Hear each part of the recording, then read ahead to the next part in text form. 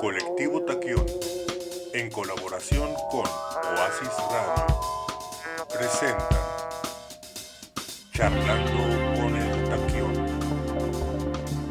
con Raúl Pérez Enríquez. Buenas tardes, estimados radioescuchas. En esta emisión 008 de Charlando con el Taquión, tendremos para ustedes en el radioteatro el episodio 05 de Aventuras del Taquión por el espacio-tiempo. Hoy iniciamos la presentación del relato de ficción científica La botella ensimismada. En la charla retomaremos la invitación a darle identidad a los personajes de estos relatos y hablaremos de las conclusiones de los foros de la reforma eléctrica. También presentaremos, como siempre, nuestras efemérides científicas y tecnológicas, ahora para la primera semana de marzo.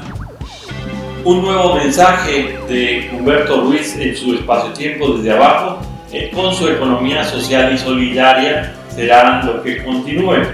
Al culminar la pausa musical, haremos nuestra entrevista de hoy, que será con dos estudiantes de la licenciatura en Matemáticas de la Universidad de Sonora, Ítalo Sánchez Bermúdez y Nadia Ramos Valenzuela, con quienes conversaremos sobre el número pi y el Día Internacional de las Matemáticas.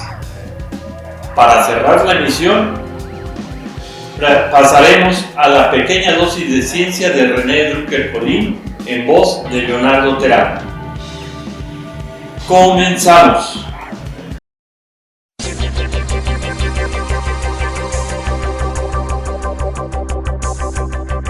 Las aventuras del Taquión por el espacio-tiempo.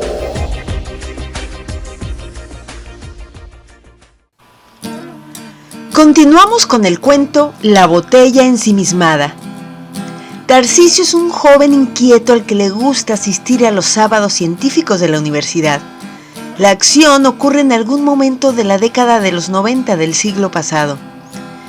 Al final del episodio anterior, dejamos a El Taquión y al Dr. Pedrero cayendo hacia un agujero negro.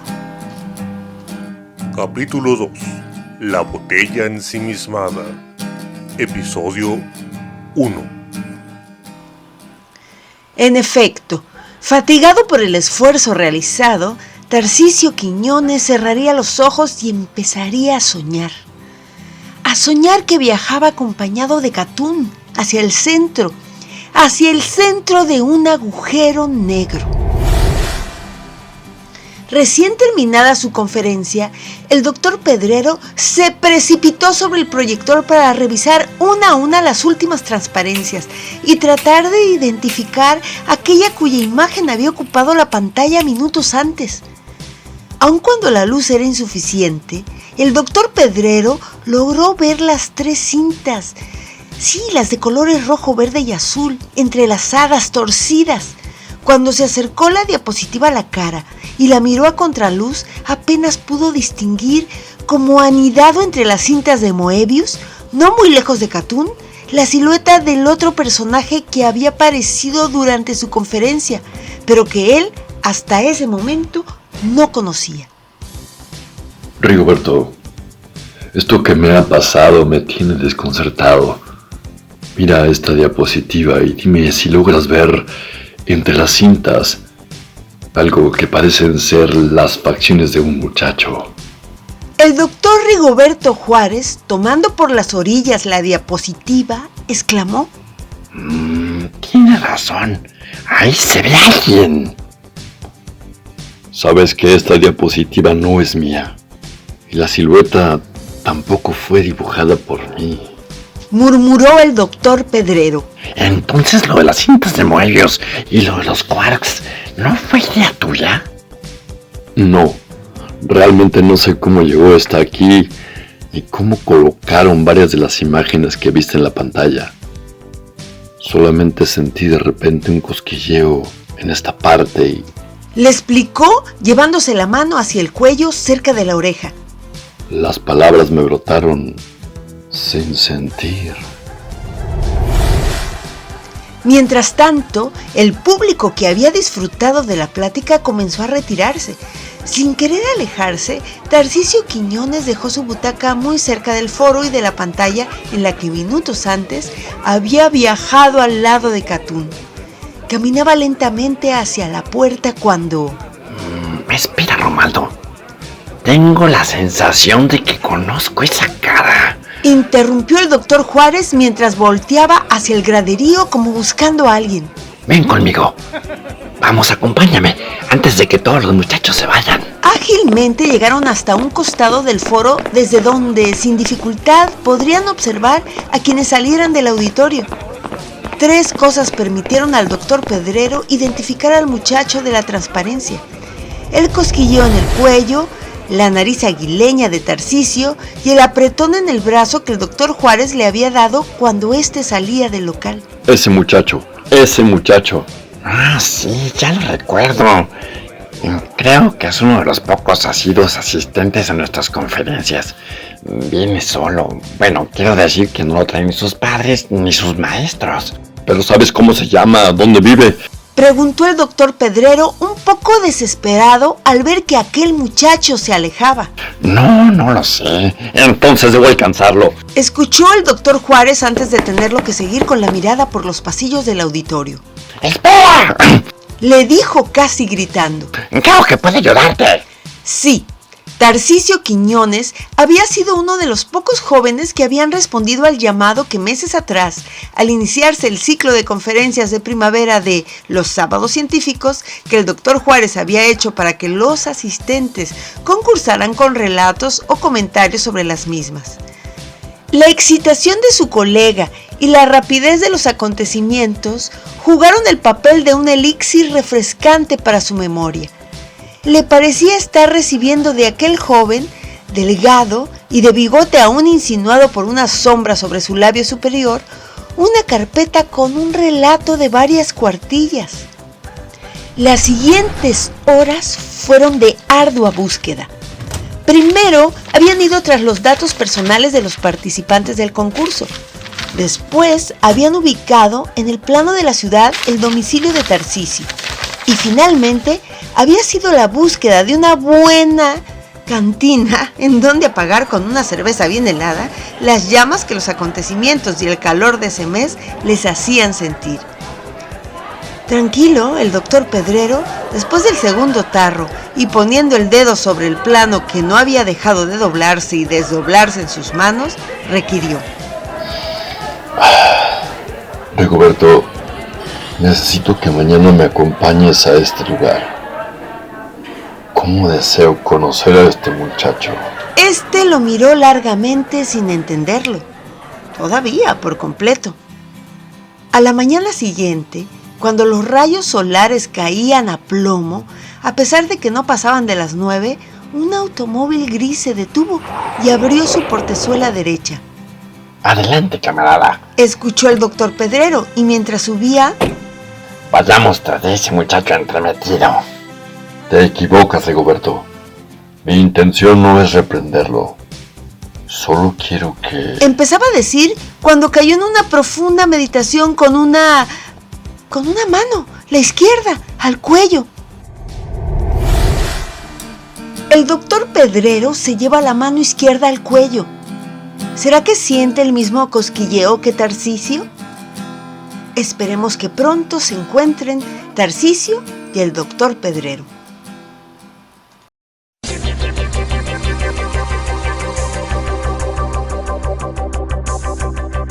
Las aventuras del Taquión. Por el espacio-tiempo.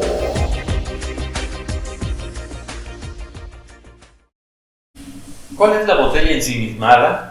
¿En dónde se encuentran nuestros amigos? Les podemos decir que la botella ensimismada no es otra cosa que el resultado de conectar una representación del agujero negro con una representación de la botella de Klein en 3 dimensiones, como se aprecia en la portada del libro precisamente. Y queremos invitarlos a que estén con nosotros participando en el sorteo para darle vida y darle identidad a estos personajes de Charlando con el Taquión. Pronto estaremos haciendo el sorteo con las participaciones de quienes nos envíen a la dirección de correo electrónico eltaquionxxi@gmail.com las propuestas, cualquier propuesta que ustedes incluyan en donde se muestre la identidad de cualquiera de los personajes, ya participa en este sorteo. Bueno, pasemos a otra cosa. Regresando al tema que hemos venido analizando recurrentemente de la reforma eléctrica, diremos que, como ya se había informado, los foros del Parlamento abierto ya fueron terminados. Sin embargo, ocurrió hace un par de días un evento muy especial. Resulta que los empresarios no se presentaron a los foros de discusión, pero sí mandaron un emisario para defenderlos. El representante de España en Relaciones Exteriores se presentó ante el presidente de la República para solicitar que no fueran afectados los intereses de las empresas españolas. Es decir, se niegan a participar en un foro abierto democrático en donde expresarían cuáles son sus planteamientos y, por ende, pero sí tratan de influir en una decisión que es soberana. Si estamos hablando precisamente de un programa de soberanía eléctrica, no podemos permitir injerencias de este tipo. También habría que mencionar la intervención que la Cámara de Diputados de la de la Unión Europea mencionó un acuerdo que, tomando como pretexto las condiciones de los periodistas, abordó el tema precisamente de las afectaciones a las empresas europeas en materia de energía. En realidad se están utilizando otros temas para tratar de inmiscuirse y evitar que se plantee una discusión interna, soberana, para la decisión de lo que debe ser la reforma eléctrica en nuestro país. Creemos que debe retomarse la discusión en la Cámara de Diputados y sentar las bases para un desarrollo de una industria eléctrica integrada, soberana y sin la intervención de extranjeros. Muchas gracias.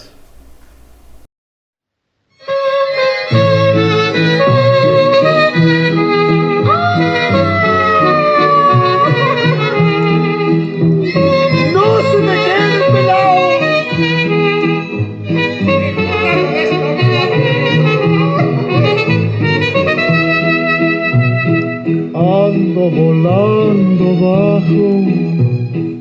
Bienvenidas, bienvenidos a una nueva emisión más de Charlando con el Taquión, pero desde abajo. Como les prometí, hoy les platicaré de un supermercado cooperativo, el llamado Park Slope Food Coop. Cada mes, durante 2 horas y 45 minutos, Matthew Lieberman trabaja como líder de equipo en el bullicioso supermercado cooperativo de Park Slope. No recibe ni $1 por su trabajo.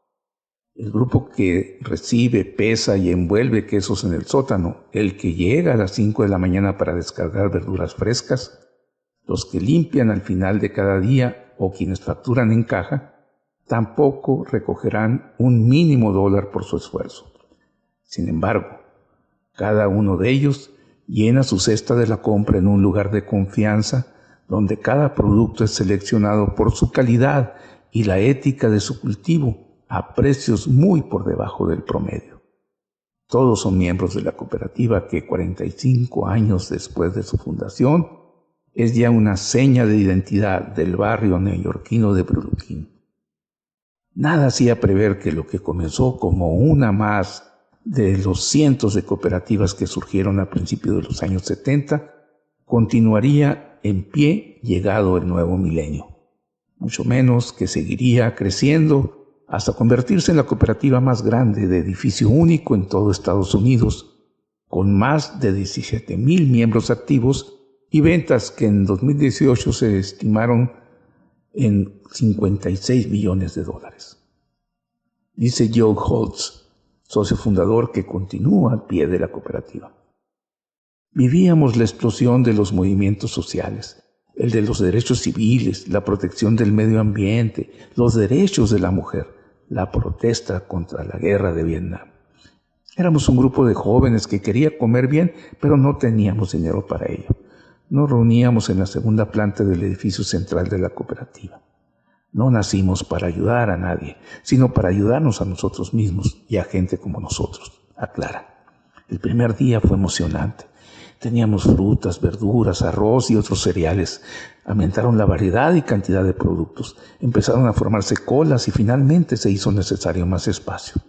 10 años después, la cooperativa consiguió un préstamo y compró el primero de los 3 edificios que conforman hoy el icónico espacio de la calle Union. Visitas bienvenidas, mercado solo para socios. Se lee al entrar a Park Slope. El primer piso aloja la oficina, ocupada por una mezcla de miembros y personal contratado. En la sala multiusos se celebran reuniones, asambleas mensuales y eventos culturales. Hay espacio para una pequeña guardería, de la que los asociados pueden disponer cuando acuden a realizar su turno de trabajo y cuando vienen a comprar. La plantilla de 75 trabajadores se suma al sistema de trabajo extensivo de los copropietarios, lo que permite a la cooperativa alcanzar unas ventas por metro cuadrado 16 veces por encima del promedio nacional. ¿Cómo se organiza este aparente desorden? Siempre ha sido complicado conseguir que todo el mundo cumpla con su trabajo, que el dinero no se pierda en el proceso. Hay que elegir un enfoque y seguirlo sin despistarse. Para mantener el rumbo, la hoja de ruta que ha mantenido a la agrupación viva y rentable durante todos estos años ha sido la igualdad entre copropietarios. La tarjeta de socio se revisa siempre que éste acude al centro. Si tiene turnos pendientes, el copropietario no podrá hacer la compra. Esta práctica no es del gusto de todos, pero mantiene a los asociados despiertos. Aquellos que no estén dispuestos a colaborar como los demás quedan fuera de la cooperativa. Aquí todos trabajamos lo mismo. Siempre estuvimos de acuerdo en que cerraríamos si no podíamos mantener esta norma. Un verdadero hippie hubiera preferido dejarlo pasar, pero eso habría destruido la esencia de la cooperativa, cuyo significado radica precisamente en eso, en la cooperación, explica Holtz. Para ser socio se debe abonar una cuota de inscripción no reembolsable de $25 y una inversión reembolsable de $100. Únicamente están exentos de esta cuota personas con ayudas económicas públicas que pueden abonar contribuciones de $5 o $10.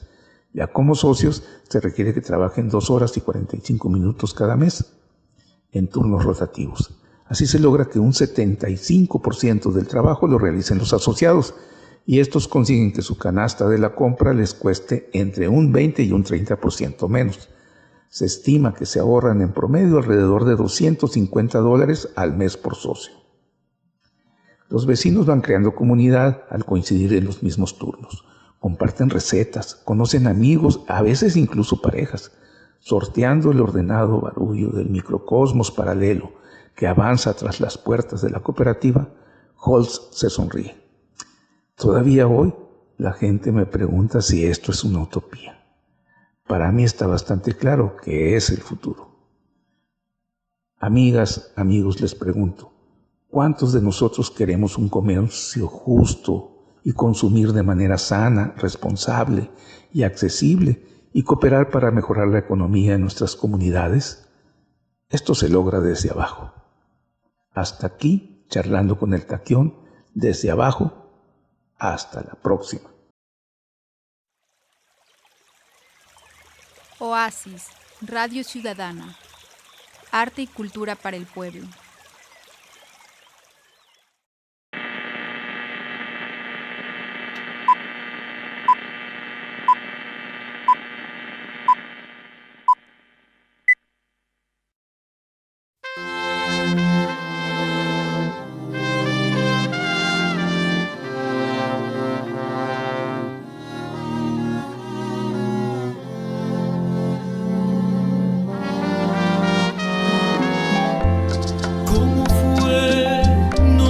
Decirte cómo fue, no sé explicarme qué pasó. pero de ti me enamoré. Fue una luz que iluminó todo mi ser, tu risa como un manantial llenó mi vida de inquietud. Fueron tus ojos o tu boca, fueron tus manos o tu voz. Fue a lo mejor la impaciencia de tanto esperar tu llegada. Mas no sé decirte cómo fue. No sé explicarme qué pasó, Pero de ti me enamoré.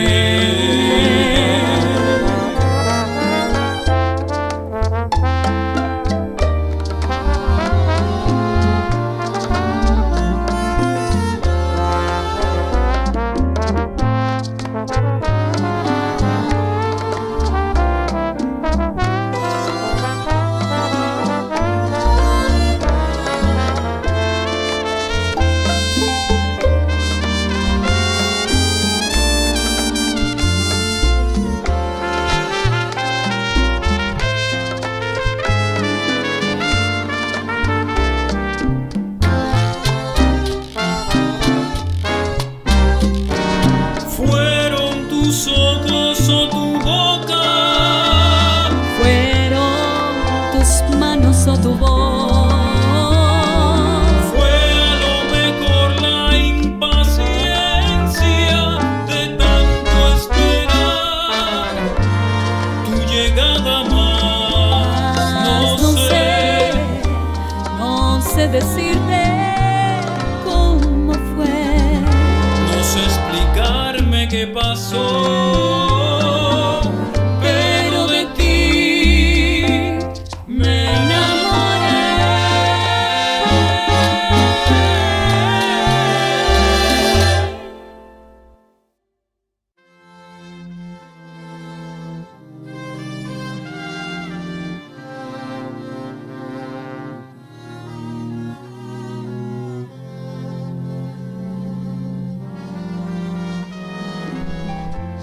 ¿Cómo fue?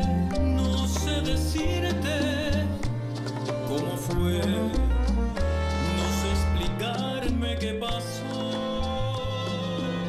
pero de ti. Oasis, Radio Ciudadana. Arte y cultura para el pueblo. Ha llegado el momento de recordar hechos, ideas y autores en nuestra sección de las efemérides científicas y tecnológicas para esta primera quincena de marzo. El 1 de marzo de 1809 nace en Polonia el músico Federico Chopin, de quien se dice que su música, del todo romántica, lo llevaba a explotar su sentimiento lírico y a terminar quebrantando siempre la realidad patente. Dice Chopin, según Nohan, rosas, claveles, plumas de escribir y un poco de lacre. En ese instante ya no estoy en mí, sino que siempre en un espacio totalmente distinto y asombroso. Aquellos espaces imaginaires. El 2 de marzo de 1972, la NASA lanza la primera sonda espacial denominada Pioneer 10 al planeta Júpiter. Esta logra atravesar con éxito el cinturón de asteroides. El 6 de marzo de 1928 nace Gabriel García Márquez, escritor colombiano que recibió el Premio Nobel de Literatura y nos legó su obra 100 años de soledad. Ese mismo día, pero de 1869, el químico ruso Dmitri Mendeleev publica la primera versión de la tabla periódica de los elementos químicos. El 7 de marzo de 1876, Alexander Graham Bell obtiene la patente del teléfono. El tercer mes del año es considerado el mes de la mujer, ya que el 8 de marzo se celebra el Día Internacional de la Mujer. El 9 de marzo de 1454 nace Américo Vespucio, navegante italiano por quien el Nuevo Mundo descubierto por Cristóbal Colón fue llamado América. El 10 de marzo de 1535, el obispo Tomás de Berlanga descubre las Islas Galápagos, las cuales constituyen un archipiélago del Océano Pacífico, ubicado a 972 kilómetros de la costa de Ecuador, y fueron el sitio a partir del cual Charles Darwin desarrollaría el origen de las especies. El 12 de marzo de 1989, Tim Berners-Lee redactó el primer borrador que definió la web y el hipertexto, sentando las bases de la red global de conocimiento colectivo, conocido como World Wide Web, www, que ha evolucionado la Internet y el Twitter. El 13 de marzo de 1781, William Herschel descubre el planeta Urano, mismo que es considerado como el primer planeta descubierto con la ayuda de un telescopio. Debe destacarse que el eje de rotación de Urano está girado con respecto al plano del sistema solar, con una inclinación del eje del 97,77 grados. Esto produce cambios en las estaciones de un modo completamente diferente al de los demás planetas mayores. El 14 de marzo está ligado a dos eventos extraordinarios. Primero, en 1879 nace en Alemania el científico más importante del siglo XX, Albert Einstein, creador de las teorías especial y general de la relatividad. Y segundo, en 2018 muere Stephen Hawking, quien puede considerarse el segundo científico más importante del siglo XX y autor del libro Breve Historia del Tiempo, del Big Bang a los agujeros negros. También, el 14 de marzo, se conmemora el Día Mundial de las Matemáticas, el Día Mundial del Pi, el número 3.141592, que se obtiene al dividir el diámetro de un círculo entre su circunferencia. Ambos días fueron instituidos recientemente por la UNESCO. Esto es todo en nuestras efemérides científicas y tecnológicas para esta primera quincena de marzo. Ha llegado el momento de la entrevista de hoy en el programa 008 de Charlando con el Taquión. El día de hoy tenemos con nosotros a dos estudiantes de la licenciatura en Matemáticas de la Universidad de Sonora. Ellos son Ítalo Sánchez Bermúdez, quien forma parte del comité organizador de la celebración del Día Internacional de las Matemáticas y el Día Internacional de Pi, y a Nadia Ramos Valenzuela, quien es estudiante del 8º semestre de la licenciatura y ponente en la celebración de este 14 de marzo. La conmemoración del 14 de marzo del Día Mundial de Pi está definida por el 314. Algunos se le agregan a la 1:59 para decir que es 31415.9, que es el valor aproximado de pi. Pero en esta celebración se hace en que celebrada en 2019 de la UNESCO, ellos definieron precisamente la fecha del 14 de marzo como la fecha para celebrar a este número que aparece en todo el ámbito de la ciencia, de la física, de las matemáticas. Con ellos vamos a hablar precisamente de esta celebración y de algunos de los aspectos relevantes de la misma. Entonces estamos aquí. Esta celebración se ocurrió aquí en Hermosillo, Sonora, y tenemos aquí con nosotros a... Buenas tardes, Nadia. Buenas tardes, Ítalo. ¿Cómo han estado ustedes? Buenas tardes. Bastante bien. Bastante bien. Nadia. Nos escuchan medio cortado. Buenas tardes. Pero sí, hemos estado bien. Buenas tardes. Entonces, empezaremos contigo, Ítalo. A ver, ¿por qué hicieron la celebración aquí en la Universidad de Sonora o cómo la organizaron? Bueno, pues gracias por la invitación. Y pues la verdad fue una idea que nos surgió a una compañera y a mí, el de hacer algún tipo de evento por el Día Internacional de las Matemáticas, que de hecho ya ella y yo el año pasado pues ya habíamos visto un poco acerca de lo que se hacía en este evento en otras partes. Por la pandemia pues no hubo oportunidad a lo mejor de hacer algún evento, y pues nos motivó a hacer un evento o algo que conmemorara tanto el Día Internacional de las Matemáticas como el Día de Pi. Después pues nos surgió la idea de que fuese por medio de pláticas relacionadas con Pi, tomando en cuenta que hay muchísimos temas de los cuales podemos exponer. Entonces tomamos esa idea y esa iniciativa para poder llevar a cabo el evento ahí en la Universidad de Sonora. Muy bien. ¿Y tú participaste con alguna ponencia? Sí, yo tuve una ponencia, fue la primera ponencia, que se llamó Curiosidades Curiosas de Pi, que básicamente fue una introducción a lo que es el número Pi, su definición, y tratar de transmitir un poquito de lo interesante que lo hace a ese número. Principalmente fue como una especie de plática divulgativa, ya que como estaba abierto al público general, pues teníamos en cuenta que iban a venir personas o que podían asistir personas que no necesariamente tenían una formación matemática y que a lo mejor no estaban tan relacionadas con el número pi, y creímos prudente, ¿no?, que la primera plática precisamente tuviese ese enfoque de mostrar curiosidades, definiciones, etcétera, del número pi. ¿En qué hiciste énfasis? ¿En qué curiosidad hiciste énfasis? Yo en lo personal hice varias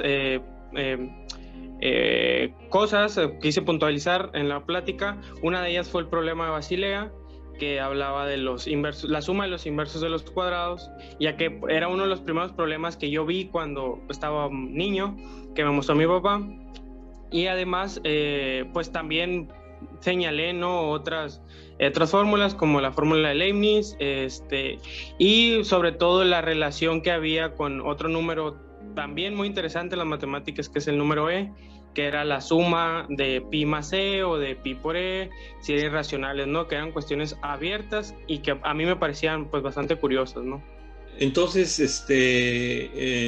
Ítalo, tú en tu ponencia sobre las curiosidades de pi, presentaste una aparición de pi en la física, algo relacionado con ello. ¿Podrías platicarnos al respecto? Sí, de hecho una de las cosas que impacta, ¿no?, del número pi es cómo aparece en otras áreas distintas a las matemáticas, y en particular a la, podríamos decir, a la geometría, ¿no?, aunque realmente todo termina teniendo algún tipo de relación con la misma geometría, que es, en particular yo puse dos ejemplos, que es la constante cosmológica de Albert Einstein, donde pues, que es una constante física que se utiliza en la teoría de la relatividad, que presentó el mismo Albert Einstein, donde en esa fórmula aparece el número pi. Obviamente, otra vez digo, ¿no?, esto claramente va a tener o va a converger a algo geométrico, sin embargo, pues sí es impactante, ¿no? Y la otra es con la radiación Hawking, que es un resultado presentado por el mismo Stephen Hawking, que nos habla sobre que los agujeros negros pues no son tan negros, ¿no?, así es como a veces lo he leído, sino que esa radiación que dada por esta fórmula, pues provoca, ¿no? Que no los podamos definir, ¿no? Como algo negro, por así decirlo, ¿no? Y en particular yo escogí estas dos, aunque hay muchos resultados de la física donde también aparece el número pi, porque tanto Albert Einstein como Stephen Hawking tienen una relación muy particular con la fecha del 14 de marzo, ya que un 14 de marzo fue cuando Albert Einstein nació.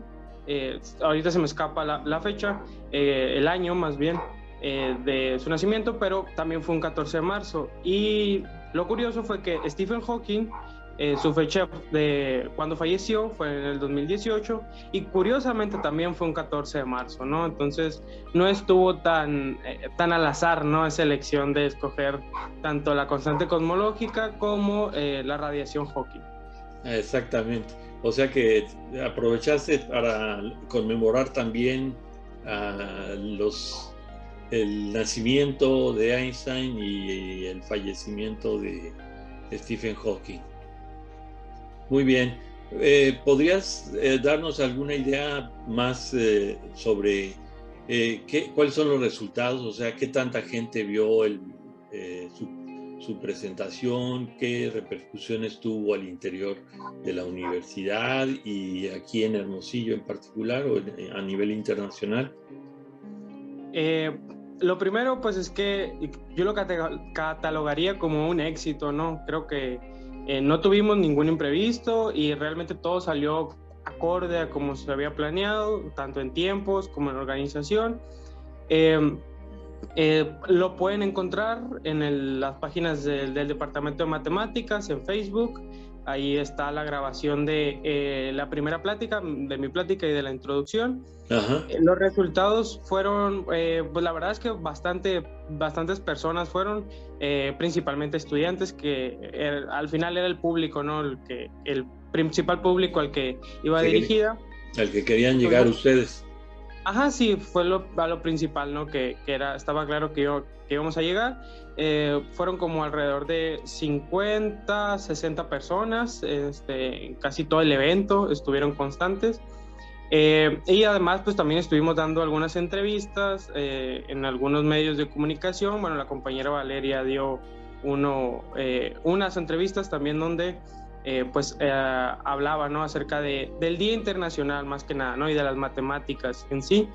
Y por último, ya nada más con esto, también se va a registrar el evento en un compilado que va a ser esta misma organización que tienen sobre el Día Internacional de las Matemáticas, donde van a poder encontrar pues las fotos, videos y un pequeño informe, ¿no? Del evento. Donde va a estar este evento junto con todos los eventos que se hicieron a nivel mundial por esta fecha. Entonces sí, esperemos, ¿no? Que año con año se pueda hacer este tipo de eventos por este día tan importante para las matemáticas y para los matemáticos. Muy bien, pues muchas gracias, Ítalo. Desafortunadamente perdimos el contacto con Nadia, esperemos recuperarlo en un momento dado. Pero sí quisiera agradecer a ustedes la participación en esta charlando con el Taquión, en esta entrevista del día de hoy, y estar contento de que hayan tenido ustedes ese resultado. Yo le agradezco, ¿no? La invitación. Creo que siempre es bueno, ¿no? Estar hablando y difundiendo un poquito más la ciencia, ¿no? Y creo que es un bonito trabajo, ¿no? Lo difundieron por internet en vivo, algo así. Sí, ahí en Facebook, en la página del departamento está puesto nada más la primera plática y la introducción grabada, pero pues vamos a tratar de compartirnos el material que logramos recopilar de todo el evento en estos días, los próximos días. Ok, gracias. A ver, Nadia, ahora sí tenemos a Nadia Ramos Valenzuela. Si lo que queríamos preguntarte es ¿qué le puedes decir acerca del trabajo de Wallis para encontrar el valor de pi sobre 4? La verdad es que es muy conocido, ¿no? Sí fue importante para su... Lo que hizo fue aproximar pi por medio de un producto. Entonces, en ese entonces se está desarrollando todo lo que es el cálculo integral y ¿cómo se dice? Fue antecesor de Newton. Entonces, lo que está tratando de hacer Wallis es buscar una forma analítica de aproximar el área del círculo, ¿no? Entonces, durante esa época se trabajó, y, o sea, fue a base de mucho tanteo, mucho cálculo, fue un resultado muy bueno para su época, ¿no? Entonces, lo que yo estaba hablando durante mi ponencia, ¿no? Es acerca de cómo este resultado que inicia por medio de una fórmula del cálculo para aproximar la curva debajo de las parábolas, ¿no? Por medio de la probabilidad, el simple hecho de tirar una moneda y hacer un experimento tirando una moneda, uno puede llegar a la fórmula de Wallis por medio de otro camino, ¿no?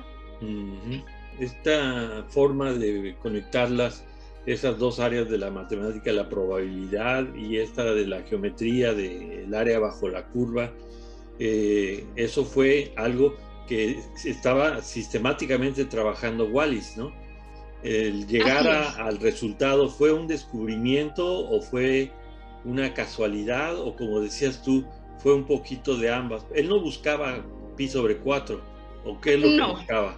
Él está buscando, bueno, de hecho hay varias versiones la que yo conozco es pi sobre 2, ¿no? Diferentes libros presentan el resultado de formas diferentes, ya ve cómo podemos jugar con... Él está buscando el área del círculo. Simplificó el problema para un cuarto del círculo. Ajá. Eso fue lo que buscó. Y la suerte está, el buscarlo y la suerte está en que no había un camino definido en aquella época, ¿no? Entonces, en un inicio, antes de llegar al producto, la fórmula aparece como una sumatoria, ¿no? Aparece como suma sin un producto. Entonces, así es. Entonces, a base de mover los números, es que obtenemos este resultado tan bonito. Y era un artículo el que leí para poder hacer la presentación, y hacía mucho hincapié en cómo en la época hacer cualquier tipo de cálculos analíticos era un trabajo, vaya. Ajá. Ok. Pues sí, es importante entonces esta fórmula y esa deducción, como dices, no se tenía un camino y hay que buscarlo y hay que dedicarle persuasivamente hasta llegar al resultado y buscar un resultado y que no necesariamente tiene por qué ser uno que ya está conocido, ¿verdad? Exactamente. Bueno, pues muy bien. ¿Qué otra cosa pudieras mencionar de esta celebración que hubo del Día Mundial de Pi? Es muy gracioso. Todo lo que en especial pi me interesa cuando aparece la probabilidad, ¿no? Okay. Entonces, hay un experimento donde básicamente lo presentó uno de mis otros compañeros, ¿no? Pero muy interesante porque en la probabilidad pi aparece de maneras muy graciosas, ¿no? Entonces, en este caso, el experimento imaginen que tienen una mesa, esa mesa tiene líneas paralelas entre sí, las líneas, ¿no? Y uno tira agujas, ¿no? Y se pregunta cuál es la probabilidad de que la aguja cruce o corte alguna de las líneas. Suena complicado el problema en cuanto a cómo abordo algo así, ¿no? Pero una vez lo desarrollamos, podría decirse que la forma de aproximar pi con esta clase de experimentos, incluso con el de la moneda, son formas que parecen de pura suerte, ¿no? No planeada, salió porque así es. Y me gusta mucho la analogía de que muchas cosas en la naturaleza sí son. Pi es una razón que hallamos en la naturaleza y está alrededor de nosotros. Claro. Entonces, en cuanto a eso, no me sorprende que aparezca en la probabilidad, ¿no? Porque está haciendo uno un experimento de cosas que son aleatorias, cosas que están en este mundo, en la realidad, y aparece pi. Esto es muy peculiar e interesante. Pues qué bueno que nos comunicas esta inquietud y esta este conocimiento para poder abordar esto. Entonces, como va a estar disponible en algunas partes de esto en la página que les daremos a conocer después, que nos va a comunicar Ítalo, pues les agradecemos. Quiero agradecer a ambos su participación en esta emisión de Charlando con el Taquión. Y si quisieras despedirte, Nadia. Pues fue un gusto, muchas gracias por invitar.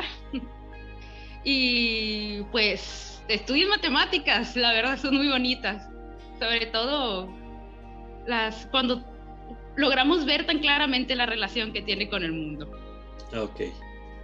Bueno, pues muchísimas gracias, los despido, hasta luego. Gracias, nos vemos. Bye. René Drucker-Colin y sus pequeñas dosis de ciencia. Las pequeñas dosis de ciencia fue un espacio para la divulgación científica que la Coordinación de la Investigación Científica de la UNAM preparaba y distribuía. Fueron breves cápsulas de radio en voz del entrañable doctor René Drucker-Colin, quien hasta su fallecimiento en septiembre del 2017 estuvo apoyando el movimiento que llevaría a la presidencia de la República a Andrés Manuel López Obrador. En su memoria, nos permitimos reproducir una parte de su gran acervo de divulgación científica. Lenguaje y matemáticas. Por mucho tiempo ha existido un debate entre los científicos que estudian la actividad cognitiva del cerebro acerca de si el conocimiento del lenguaje y las habilidades matemáticas están ligadas entre sí o son independientes. Aquellos que presuponen que ambas actividades están conectadas aducen que los niños requieren las palabras que expresan cantidades para adquirir los conceptos numéricos. También se llevaron a cabo estudios en aborígenes en Brasil cuyo lenguaje no contiene palabras que signifiquen cantidades mayores a 5, aunque los nativos podían identificar cantidades mayores como el 20 o el 30. Eran incapaces de nombrarlas y aún de realizar operaciones matemáticas simples con ellas. Los investigadores también se apoyan en estudios que, a través de escaneos funcionales, se observa al cerebro cuando realiza cálculos matemáticos. De esa manera, se ha reconocido que se activan las regiones del lenguaje en el hemisferio izquierdo. Sin embargo, otros científicos realizaron estudios en 3 personas que habían perdido las habilidades del lenguaje tras haber sufrido alguna lesión cerebral. Aunque solo podían pronunciar algunas palabras aisladas, con dificultad, su capacidad para resolver problemas matemáticos estaba intacta, lo cual muestra una marcada independencia entre las actividades cognitivas del lenguaje y las matemáticas. Con base en lo anterior, llegaron a la conclusión de que las palabras que representan números pueden ser la base para que los niños adquieran los conceptos numéricos. Empero, después de adquiridas estas bases en un sistema cognitivo ya maduro, el conocimiento matemático puede mantenerse y desarrollarse sin el recurso del lenguaje. Hasta aquí, unas pequeñas dosis de ciencia. Esta ha sido la emisión 008 de Charlando con el Taquión, programa producido por el colectivo Taquión para Oasis Radio. Envíenos sus comentarios y observaciones a eltaquionxxi@gmail.com. Les recordamos que está abierto el sorteo para darle identidad a nuestros personajes de las aventuras del Taquión. Muchas gracias.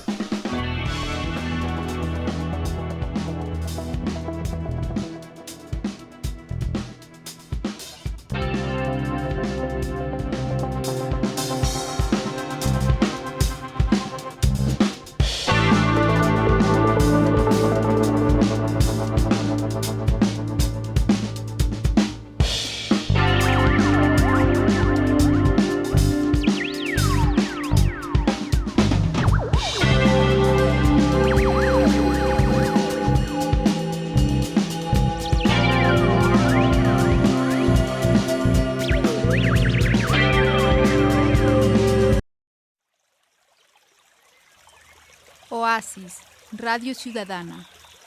Arte y cultura para el pueblo.